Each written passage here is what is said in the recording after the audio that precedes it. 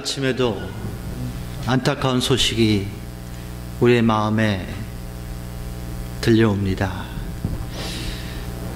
자살 폭탄 사건이 baghdad에서 발생해서 120명이 넘는 사람들이 목숨을 잃고 그 중에서 25명이 어린아이라고 합니다.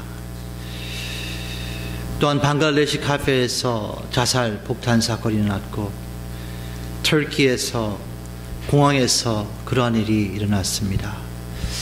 이제는 이 같은 소식이 큰 뉴스가 아니고 우리의 삶으로 변화되는 것이 두렵습니다. 주님, 우리가 깨어있어서 기도하게 하여 주셔서 정말 불쌍한 영혼들이 예수님 믿게 하여 주시고 은혜와 사랑 안에 하나님을 만날 수 있도록 축복하여 주시옵소서. 이 시간 귀한 물질을 사랑의 고백을 함께 담아드렸습니다. 하나님, 주님의 능력을 더하셔서 이 물질이 쓰이는 곳마다 예수 그리스도가 선포되며 하나님 나라가 확장될 수 있도록 축복하시고, 또한 연휴에 여행하는 우리 식구들 주님께서 눈동자같이 보호하여 주시고 어디에 있든지 하나님을 바라보며 주일에 하나님을 경배하는 예배가 진행될 수 있도록 축복하여 주시옵소서. 감사드리며 예수님의 이름으로 기도합니다. 아멘. 할렐루야. 우리 다음 주에 BBS 있는데 꼭 등록 오늘까지 합니다. 한국교회가 잘하는 게 너무 많거든요. 근데 못하는 거 하나 중에가 뭐냐면 이 등록하는데 등록에 약해요. 그래서 등록이 4명 들어왔다 그러는데 4명 가지고 BBS가 될지 모르겠어요. 그래도 합니다. 그러네 보통 보면은 20명 넘게 와요. 그럼 등록 안 한 거거든요. 한국 문화예요. 왜냐하면 제가 전도사할 때도 우리 고등부가 100명이 넘었는데 항상 수양회를 인도하게 되면 등록이 10개도 안 들어와요. 10명도. 그날 당일날 와요. 그게 왜냐면 부모님이 그렇게 가르쳐서 그래요. 학교에서 등록하라 그러면 제 시간에 맞춰서 다 하거든요. 근데 아이들이 등록하러 이렇게 부모님한테 나 등록해야 돼, 전도사님이 등록하라 그래서 몇 월 며칠까지. 그러면 괜찮아, 안 해도 돼, 내가 그 전도사 잘 알아, 말 한마디면 돼, 교회는 괜찮아. 이게 그러면 애들이 교회는 이런 거구나.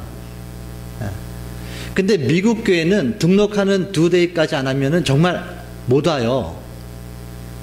근데 한국 교회는 그렇게 됐다가는 싸움이 납니다. 교회가 깨져요. 그래서 못 하는 거예요. 정말 우리 교회 좀 바뀌었으면 좋겠어요. 이런 것부터. 왜냐면 그게 자녀들 가리키는 거예요. 교회에서는 이래도 되는 거야. 교회 거는 다 공짜야. 교회는 어지러도 돼. 교회에서는 뛰어도 돼. 학교에서는 뛰면 안 되는데 교회에서는 뛰어도 돼. 이게 바뀌게 됩니다. 그래서 꼭 등록하시고, 또 주위에 있는 분들, 우리 자녀들 좀 이렇게 초청해서 귀한 시간 가졌으면 좋겠습니다. 우리 이 시간 옆분 한번 축복하죠. 하나님의 사랑으로 축복합니다.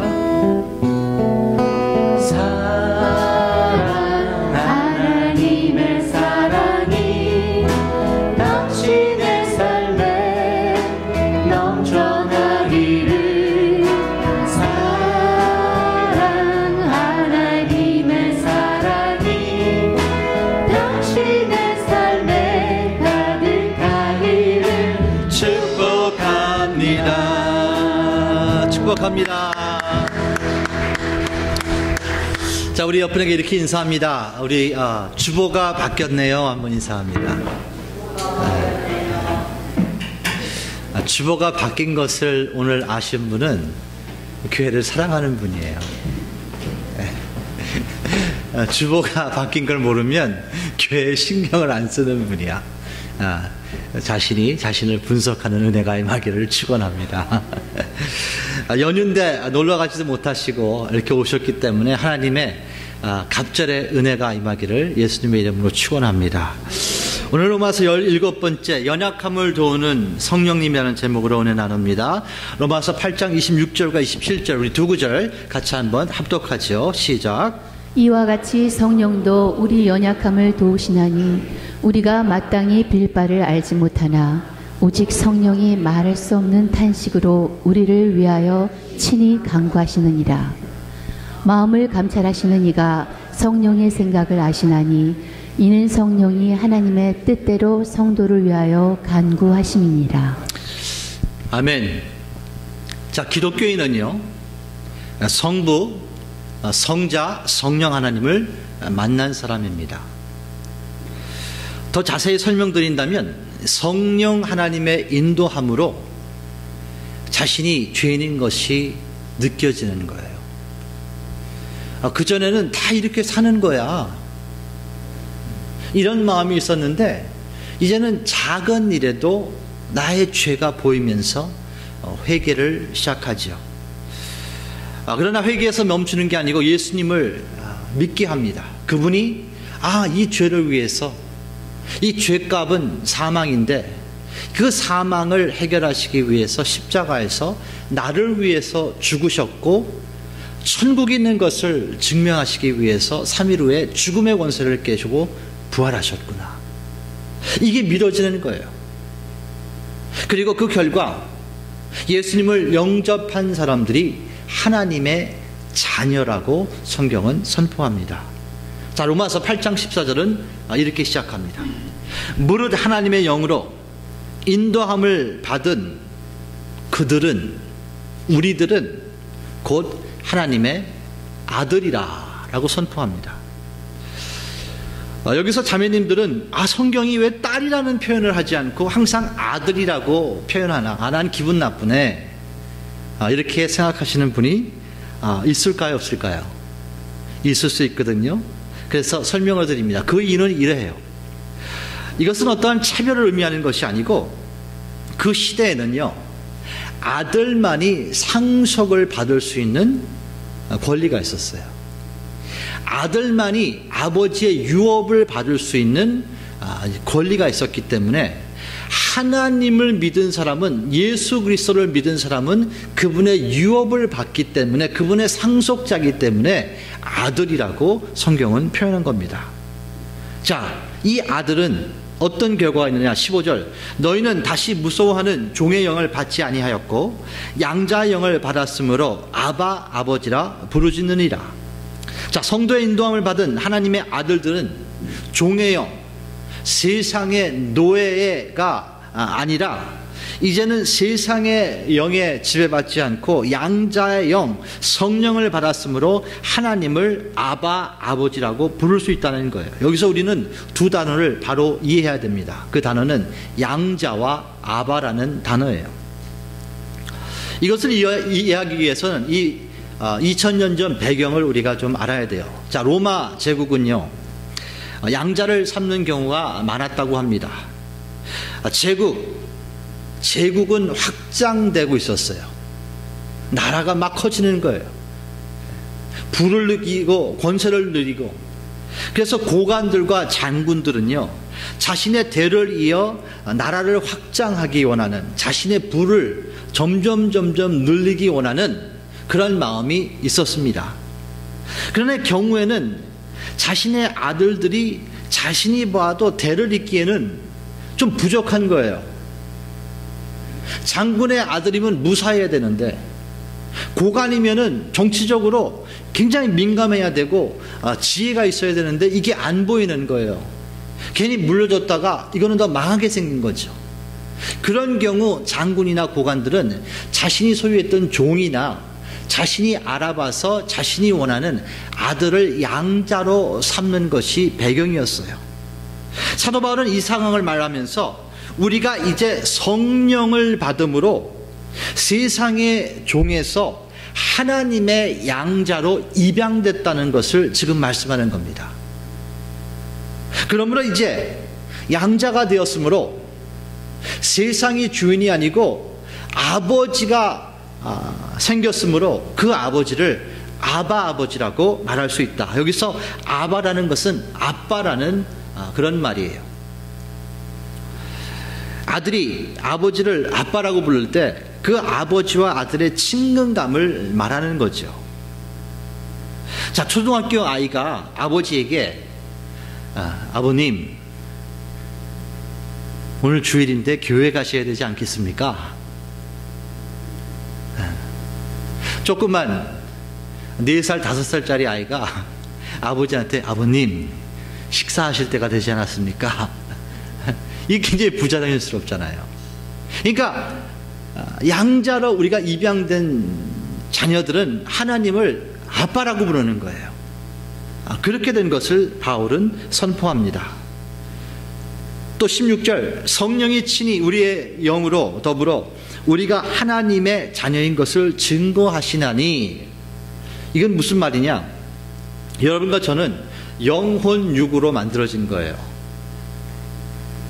혼은 생각하는 거예요. 육은 우리가 만질 수 있는 육이고 영이 있습니다. 그래서 성령이, 하나님의 영이 친히 우리 영으로 더불어 우리가 하나님의 자녀인 것을 증거한다. 즉 무엇이냐?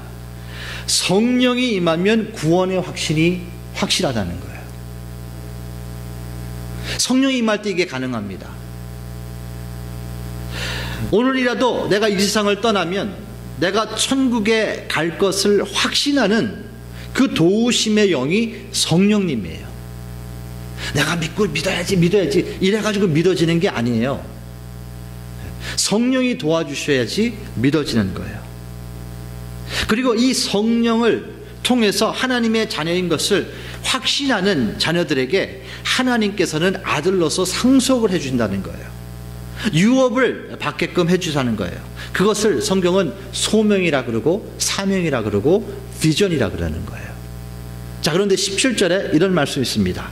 자녀이면 또 후사, 곧 하나님의 후사요, 상속자요, 유업을 받을 수 있는 자요, 그리스도와 함께 한 후에는 우리가 그와 함께 영광을 받기 위해서 무엇을 같이 받아요? 고난도 함께 받아야 될 것이다. 사도 바울은 이렇게 선포해요. 어떠한 기업의 회장에 아들이 둘이 있었어요. 이제 아버지가 고령이 됐어요. 회장이 나이가 많아요. 그래서 아들에게 사업을 상속하기를 원했습니다. 그런데 한 아들은 아버지의 위치를 이용해서 항상 고급 자가용차를 타고 다녀요. 그리고 아버지의 위치를 이용해서 회사 신용카드를 자기가 그냥 쓰고 싶은 대로 다 쓰고 다니는 아들이 있었어요. 그런데 다른 아들은 시간이 될 때마다 아버지의 사업 현장을 돌아보는 거예요. 그러면서 분석하는 거예요. 그러면서 거기에 담당자랑 이야기하면서 무엇을 도울 수 있을까 항상 고민하는 아들이 있었습니다. 자, 과연 누가 상속자가 되었을까요? 이게 그 말이에요. 신앙생활도 그래요. 기독교인이에요. 그래서 아버지의 위치를 이용해서 축복만 받기를 원하는 기독교인이 있다는 거죠. 자신의 이익만을 구하는 신앙이 있어요. 교회는 돈 내고 하는 데가 아니야. 리트리트 공짜야 돼. 점심도 공짜야. 교회가 주는 그 베너핏 맛을 추구하는 그런 신앙생활, 교회의 위치를 이용해서, 하나님의 위치를 이용해서 신앙생활을 하는 사람이 있는가 하면 하나님과 함께 영광을 받기 위해 십자가를 지는 신앙이 있다는 거죠. 성경은 영광을 함께 받기 위해서 고난이 불가피하다고 지금 말씀해 주시는 거예요. 그래서 영어로는 no cross, no crown 이런 말이 있어요. 십자가의 삶이 없으면 상급의 삶이 없다는 거죠. 지금 바울은 이 말씀을 하는 거예요. 자, 오늘 본문을 보게 되면 성령님께서 탄식하신다는 그런 말씀이 있습니다. 왜 성령님이 탄식하실까요? 오늘 본문 다시 한번 로마서 8장 26절을 이렇게 우리 함께 한번 합독하죠. 시작.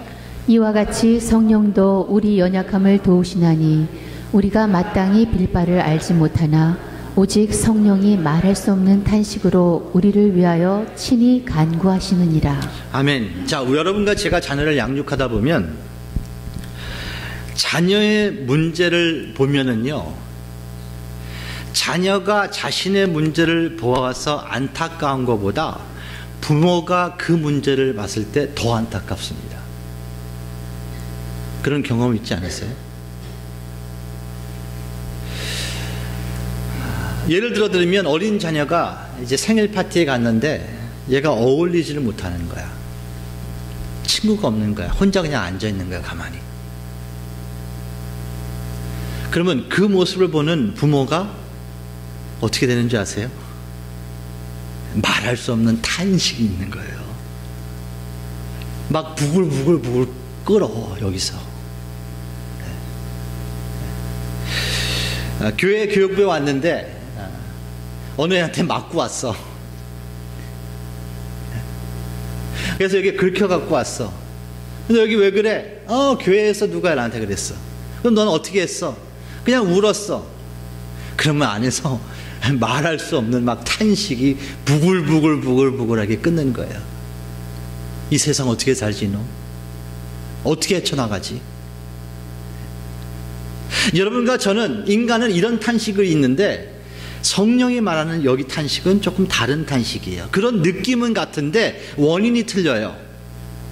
자, 우리가 육신을 입고 이 땅 위에서 숨을 쉬는 동안 연약이라는 단어에서 해방될 수 있을까요? 여러분은 그 연약함을 언제 경험하십니까?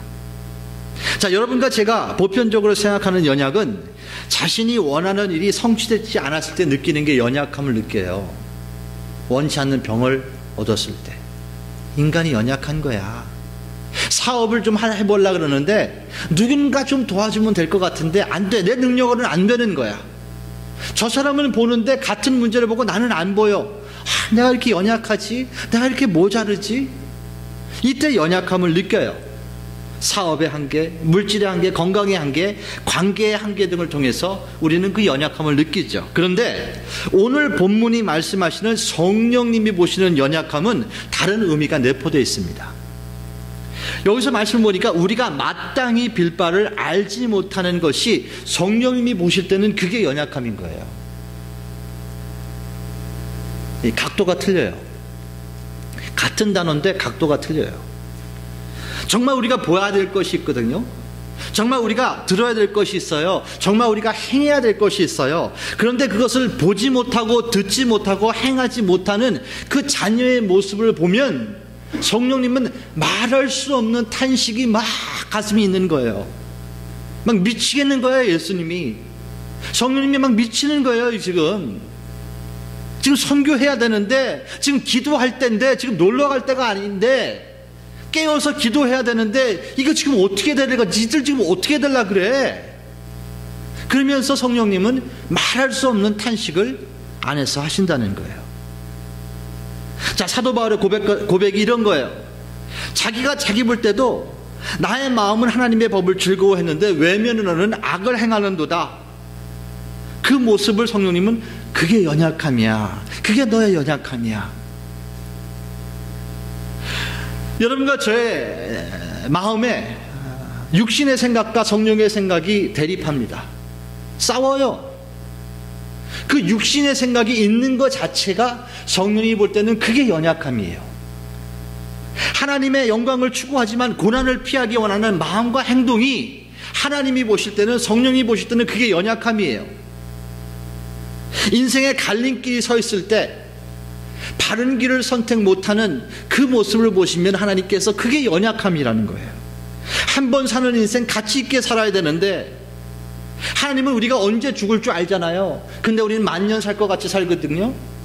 몇 년 안 남았는데 지금 그렇게 살면 안 되는데 지금 어떻게 된 거야? 그것을 보시면서 하나님은 그걸 연약함이라 그러는 거예요. 그러면서 말로 할 수 없는 탄식을 하신다고. 그런데 감사한 것은 그 탄식에서 끝나는 것이 아니고 성령 하나님께서 여러분과 저를 위해서 기도하신다는 거예요. 자, 8장 26절 다시 한번 합독합니다. 시작. 이와 같이 성령도 우리 연약함을 도우시나니 우리가 마땅히 빌 바를 알지 못하나 오직 성령이 말할 수 없는 탄식으로 우리를 위하여 친히 간구하시느니라. 사랑하는 가족 여러분, 저는 이 말씀을 어제 묵상하면서 이런 생각을 해봤어요. 내 뜻대로 내 삶이 풀렸으면 난 큰일 날 뻔했다.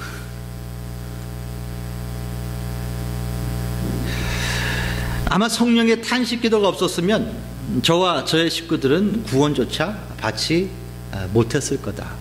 이런 확신이 확 들어오는 거예요. 물질이 저에게는 하나님이었습니다.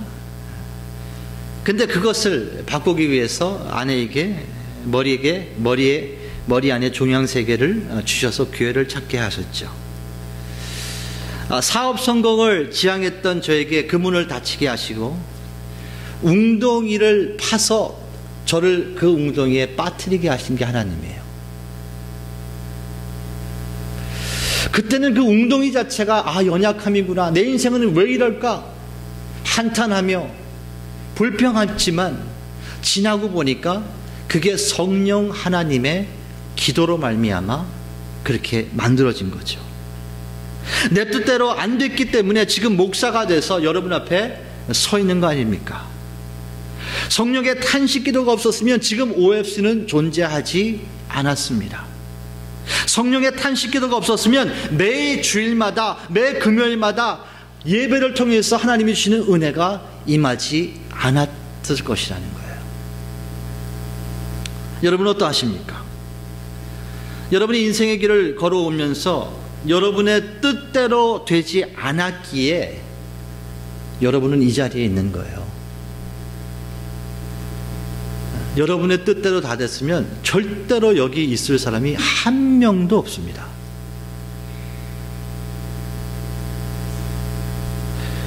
내가 세운 인생 계획이 다 무너졌기 때문에 여기에 계세요. 그래서 구원받았을 것이고, 그래서 큐티를 할 것이고, 그래서 기도하고 있지는 않으신가요? 내가 세운 인생 계획이 다 무너져서 지금 교회를 위해서 기둥으로 쓰임받고 있지 않을까요? 내가 세운 계획이 다 무너졌기 때문에 세상에서 빛과 소금의 역할을 감당하고 있지는 않을까요? 내가 세운 계획이 다 무너졌기 때문에 하나님의 영광을 바라보며 이제는 고난을 기쁨으로 바라보고 신앙생활을 하지는 않고 있을까요? 맞습니다. 여러분과 저는 우리가 세운 계획이 다 무너졌기 때문에 이 자리에 있는 겁니다. 자, 누가 그렇게 되라고 기도하신 줄 아세요? 옆집 아저씨가 아니에요. 성령님이 그렇게 기도하셨다는 거예요. 오늘 범인을 잡았습니다. 내 인생이 왜 이렇게 됐는지, 누구의 기도 때문에 이렇게 됐는지, 오늘 그 원천을 찾은 거예요. 로마서 8장 27절 이렇게 말씀하십니다. 말씀을 감찰하시는 이가 성령의 생각을 아시나니 이는 성령이 하나님의 뜻대로 성령을 위해서 간구했다. 하나님의 뜻대로 성령님께서 우리를 위해서 기도했기 때문에 우리가 이렇게 됐다 말씀하는 거예요.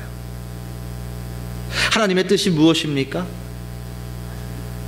예수의 형상을 닮아가는 것이 하나님의 뜻이에요. 그리고 그 사역을 위해서 성령님은 말할 수 없는 탄식을 하시면서 정말로 빌어야 될 것을 우리 대신 기도해 주셨다는 거예요. 사랑하는 가족 여러분, 성경에 기록되어 있는 많은 하나님의 종들의 공통점이 있습니다. 그들은 자신의 개인적인 비전이 모두 산산조각 났다는 게 공통점이에요. 모세를 보세요.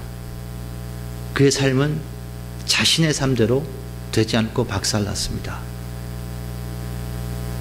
12제자들을 보십시오. 공생애를 3년 이상 같이 예수님과 다녔는데도 그 공생애 때 세상의 출세를 추구하면서 예수를 따라다녔던 사람들이 그들이에요. 그 꿈은 십자가 죽음 앞에서 다 산산조각 났죠. 사도 바울은 어떠합니까? 나름대로 하나님께 충성하고자 기독교를 핍박하러 잘못된 그 비전을 갖고 있었는데, 그 핍박하는 그 다메섹 도상에서 하나님이 만나주시지 않습니까? 그러면서 자신의 비전이 다 산산조각이 난 거예요. 그리고 그 후에 그들은 크나큰 충격이 있었지만 그 후에 성령께서 역사하시기 시작합니다. 그러면서 그들한테 가르쳐 주신 게 뭔지 아세요? 인생의 성공은 무엇을 이루냐가 아니고 예수님을 닮아가는 것이 초점이라는 거예요. 인생의 성공은 성취에 있는 것이 아니고 거룩에 있다는 것을 알려주신 거예요. 천국 가면 하나님이 너 사업 좀 크게 하고 왔네, 수고했다, 이렇게 얘기 안 하세요. 너 운동 열심히 해가지고 너 몸짱이었어, 내가 다 봤어, 야 너 참 멋있게 살다 왔다, 이렇게 얘기 안 하세요. 뭐라고 물어보시냐면, 그 사업 가지고 예수 얼만큼 전도했어? 그 건강한 육신 가지고 얼마나 나를 위해서 뛰어다녔어? 이거 물으시는 거죠. 이것을 믿는 기독교인들은요, 이제 성령의 능력을 구하기 시작합니다. 성령을 구하며 찾고 두드린다는 거예요. 말씀을 잡기 시작해요. 이것이 정말 여러분의 마음에 오지 않으면, 우리 마음에 오지 않으면 성령 구하지 않아요. 왜냐하면 여러분과 저는요, 사람은 필요성에 따라서 움직이게 돼 있어요. 교회를 와도요, 이 교회가 필요해서 오는 사람이 있고요, 이 교회를 세우기 위해서 오는 사람이 있어요. 다른 거예요. 이건 같이 앉아있지만 다른 겁니다. 인간의 필요성, 여러분과 저의 필요성을 위해서 움직이는 것은 우리의 비전이고요, 하나님의 필요성을 인식하고 움직이는 것은 하나님의 비전이에요. 그것을 성경은 성화라 그러는 거예요. 예수님이 구원이 필요했습니까? 아니에요. 예수님이 구원이 필요한 게 아니에요. 하나님의 뜻이에요. 하나님의 뜻대로 움직이는 삶을 성화라 그러는 거예요. 여러분과 저의 뜻대로 움직이는 삶은 나의 나라를 추구하는 거지 하나님의 나라를 추구하는 게 아니라는 거예요. 이것을 인식하면 그렇게 살기 위해서 필요한 게 성령의 능력이에요. 그래서 이제는 큐티가 들어오는 거예요. 아, 말씀이 이거구나, 이게 구하라 그러는 게 이것이구나, 찾으라 그리고 두드리라 그러는 게 이것이구나. 너희가 악할지라도 너희 자녀에게 좋은 것을 줄 줄 알거든 하물며 천부께서 성령을 주시지 않겠느냐. 아, 이게 그 말씀이구나, 성령을 잡아야 되겠구나. 그렇지 않으면 내가 보지를 못하고 듣지를 못하고 행하지를 못하는구나. 성령님 주세요. 그래서 의지를 드리는 거예요. 예수님께서는 그 성령, 그 보혜사가 오시면 이런 은혜가 임한다고 말씀하세요. 요한복음 14장 26절과 27절입니다. 보혜사 곧 아버지께서 내 이름으로 보내실 성령, 그가 너에게 모든 것을 가르치시고 내가 너에게 말한 모든 것을 생각나게 하시리라. 자, 양육과 제자훈련 아무리 받아도요, 그때마다 성령님께서 생각나게 안아주시고 말하게 안아주시면 아무것도 기억이 안 나요. 주일 설교 끝나면 집에 가면은 오늘 무슨 얘기 들었나 한번, 오늘 나를 한번 점검해 보세요. 오늘 메시지가 뭐였나? 아무 생각이 안 나는 분들이 꽤 많아요. 저번 주에 설교 제목 뭔지 아시는 분 있어요? 거의 몰라요. 그런데 괜찮습니다. 어쩔 땐 저도 모르겠어. 그러니까 너무 do not feel too bad. 근데 그것을 필요할 때 생각나게 하시는 분이 성령님이에요. 그리고 중요한 말씀 27절에 있습니다. 우리 합독하죠. 시작. 평안을 너희에게 끼치노니 곧 나의 평안을 너희에게 주노라. 내가 너희에게 주는 것은 세상이 주는 것 같지 아니하니라. 너희는 마음에 근심도 말고 두려워하지도 말라. 아멘. 성령은 죽은 예수님을 부활하게 하신 능력의 영입니다. 사역의 영이에요. 성령은 우리의 모든 필요를 가르치시고, 성령은 여러분과 저에게 이해할 수 없는, 세상에서 느끼지 못하는 평강을 임하게 하시는 분이 성령님이에요. 제가 아는 분 한 분은 자기 생애에 가장 느끼지 못한 평강을 전쟁터에서 총알 소리를 들으면서 느꼈대.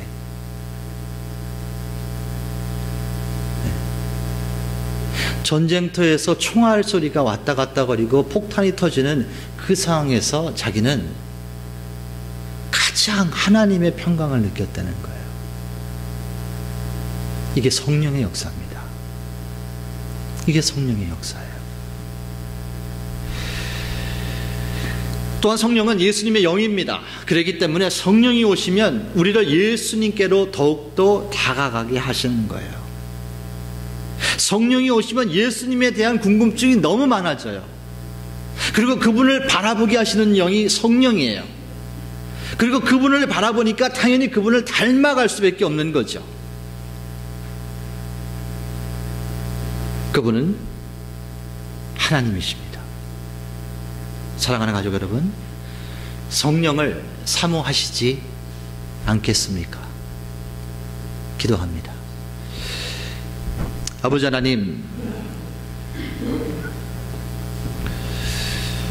오늘 말씀을 통해 다시 한번 성령이 우리에게 얼마나 필요한 것인지